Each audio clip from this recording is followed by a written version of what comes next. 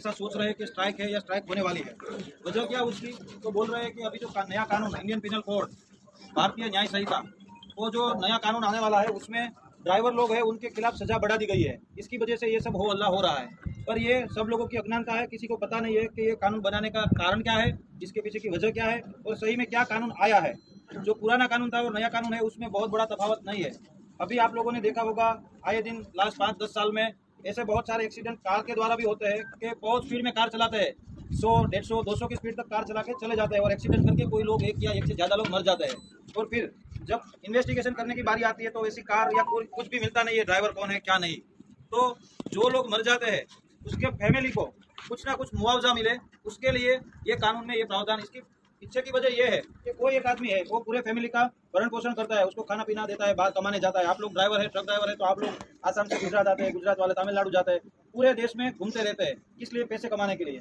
पर ये कानून जो है वो आपको ड्राइवर यानी सिर्फ आप ट्रक ड्राइवर हो उसके लिए नहीं है, जो भी 4 व्हील चलाता है, जो भी 2 व्हील चलाता है, सभी के लिए वही है। अगर मैं भी मेरी कार लेकर चलूँ तो मेरे ऊपर भी ये कानून लगता है। और ये तब लगता है, इसमें 2 है, जो कलम है उसमें 2 प्रावधान है। एक वैसा है कि अगर आपसे एक्सीडेंट हुआ है और कोई आदमी मर जाता है तो उसकी 5 साल की सजा है। दूसरा प्रावधान ये है कि अगर आपसे कोई एक्सीडेंट हुआ है और आप अपनी गाड़ी लेके भाग जाते हैं, आप खुद भी भाग जाते हैं और किसी को पता नहीं करते हैं, तो वो दूसरा प्रावधान है, वो है कि वो उसमें 10 साल की सजा है। अगर आप एक्सीडेंट हुआ है, आपकी गाड़ी छोड़ के नजदीकी जो भी पुलिस स्टेशन है, नजदीकी जो भी मजिस्ट्रेट साहब है, उनके वहां चले गए, तो आपके ऊपर वो दूसरा वाला नहीं लगने वाला है। आपके ऊपर पहले वाला प्रावधान है, जो पहले वाला क्लोज है वही लगने वाला है, जो 5 साल का है, जो अभी भी है, अभी चालू जो कायदा है उसमें भी वही है। आप लोगों के बहुत सारे दोस्त हो गए जो ड्राइवर हो गए जिनके एक्सीडेंट हुए हैं, उनमें कहीं आपने सुना है कि 3 साल या 5 साल जेल में रहा। वो एक्सीडेंट होता है, पुलिस स्टेशन हाजिर होता है, जमानत होती है, वो छूट जाता है, फिर कोर्ट में केस चलता है। ठीक उसी तरह इसमें भी वैसा है कि आप लोग का एक्सीडेंट किसी से होगा, एक्सीडेंट हुआ, किसी की मृत्यु हुई, आप पुलिस स्टेशन चले गए तो आपके ऊपर वो क्लोज ही नहीं लगेगा 10 साल वाला, बात खत्म हो गई। अगर आपको डर लगता है कि चलो लोग इकट्ठा हो गए और आपको मारेंगे एक्सीडेंट की वजह से, तो वो आपका राइट है कि आप वहां से भाग जाओ, पर आप भाग के अपने राज्य में कहीं दूसरी जगह पे ना चले जाओ। आपके ट्रांसपोर्टर है, आपका जो भी सुपरवाइजर है, उनके पास जाओ, उनके साथ जाके पुलिस स्टेशन चले जाओ, बात खत्म हो गई। आपका केस भी वहीं निपट जाएगा और कोई पब्लिक वगैरह किसी का डर भी नहीं रहेगा।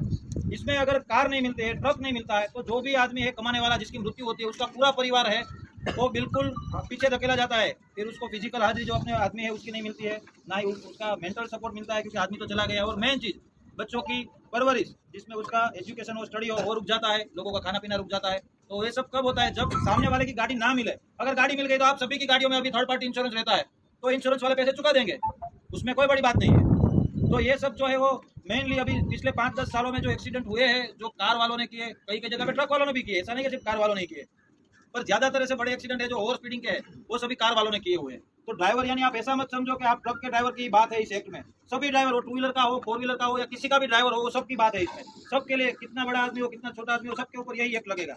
और जो ये एक्ट लगा है, आप सोचिए आज आप ड्राइविंग करें, आज ट्रक में है, ठीक है, कल आप भी बाइक लेके कहीं जा रहे होंगे, आप भी चल के साइकिल लेके कहीं जा रहे होंगे, आपका भी एक्सीडेंट होगा, ना करे कुदरत, और आपके साथ कुछ हुआ तो आपके फैमिली के लिए क्या रहेगा? कुछ नहीं, कार ड्राइवर कुछ नहीं मिलेगा, तो फिर इंश्योरेंस भी नहीं मिलेगा।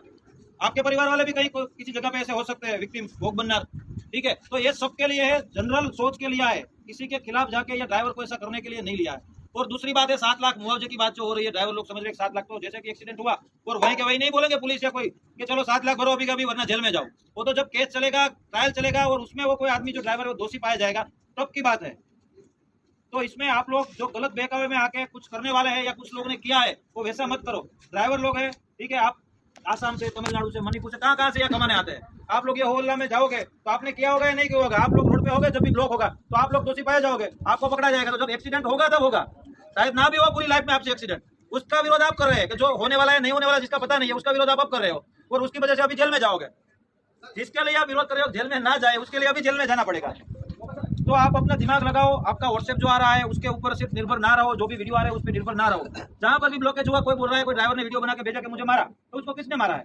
आपके ही भाई है ड्राइवर लोग, उन्होंने ही मारा है। कोई पब्लिक को इसमें ये नहीं है कि रोड ब्लॉक करो या ऐसा कुछ करो, आपके भाई है ड्राइवर, उन्होंने इसको मारा होगा। तो ड्राइवर ही ड्राइवर को परेशान कर रहे हैं। पूरे इंडिया में, पूरे गुजरात में पुलिस प्रशासन आपके साथ में है, आपको